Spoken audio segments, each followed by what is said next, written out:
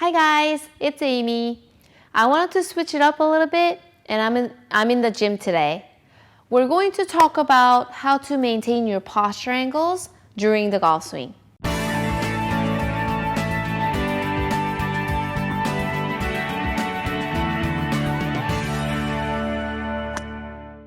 I'm a TITLEIST Performance Institution certified golf fitness instructor as well as a golf professional.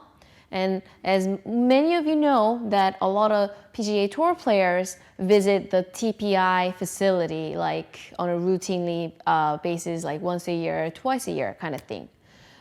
It seems to help their game tremendously. So I wanted to introduce you guys a little bit of the TPI stuff to benefit your golf game as well. So according to the TPI statistics, 64.3% of the golfers lose their posture angle throughout the golf swing. So what that means is that when you set up, this is the posture, right? These are the angles. We like to stay in them because the better you stay in these angles, the more square you're gonna go into the golf ball, the better consistency and more power you can create from that angle. But there's so many different reasons why this would happen. There's that technical part of it, and then there's this fitness part of it. So obviously, we're gonna focus on the fitness part. And out of all these reasons why you would lose your posture angles, I'm going to divide it into 3 chunks.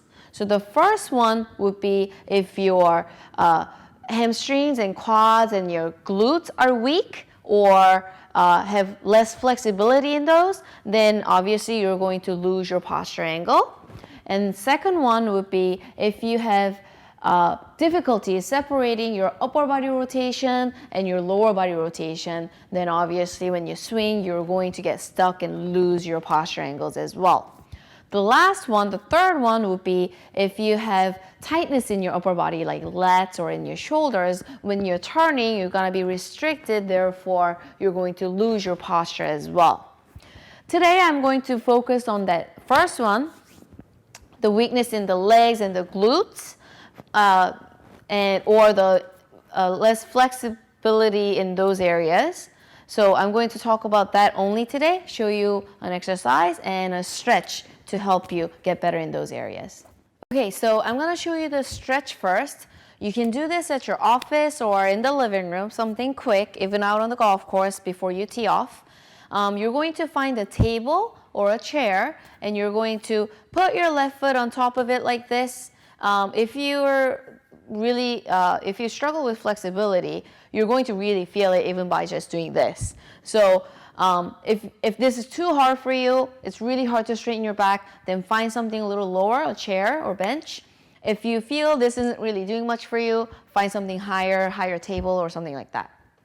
Okay, so left leg is on top of a table. You're going to straighten up your back and you're going to get tall, like someone's pulling you from the top of the head like this, and you're going to get your arms out to the side, make a T, and you're going to rotate to the left because my left foot is on the table. And then keeping the spine as tall as possible, you're going to go ahead and fold over.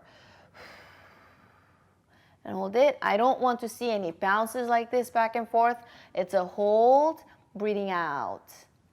Okay, let's try that 2 more times. So get tall, you're twisting, breathe out. 3 seconds, good. Last one, stretch, twist over. 1, 2, 3. Okay, so we're gonna go ahead and switch. If you have difficulty with this, I'm going to break it down to 3 steps so you can get better gradually. So the first step would be just get your foot on top of a table. And if you have really bad flexibility here, if you're super tight here, you're going to feel the pain and you won't be able to straighten up your back usually. So put your foot on the table. You're going to really work hard to get that back straighter and taller. So it'll be the step number 1. And if you feel like this is a little bit easier, then step number 2 would be same thing, tall, arms out, make a T, and you're going to just rotate, breathe out, and hold. same thing, no bouncing here. You're going to rotate as much as possible, and you will feel the muscles stretching on the outside of your right leg. Okay? One more time, you're going to twist, breathing out. Hold. Good.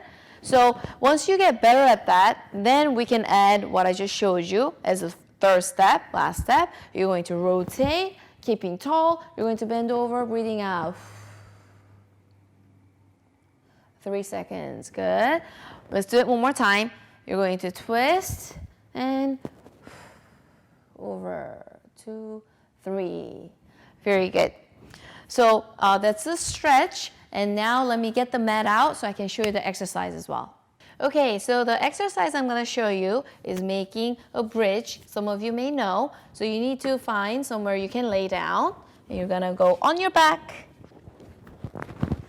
On your back, and you're going to make sure your feet are together, your knees are together, and your legs are about this angle. And you're going to get your hands together, palms together, pointing up at the sky in front of your chest. And you're going to go ahead and lift your glutes up like this. And then you're going to take the right foot off, straighten it out, and you're going to go down and up.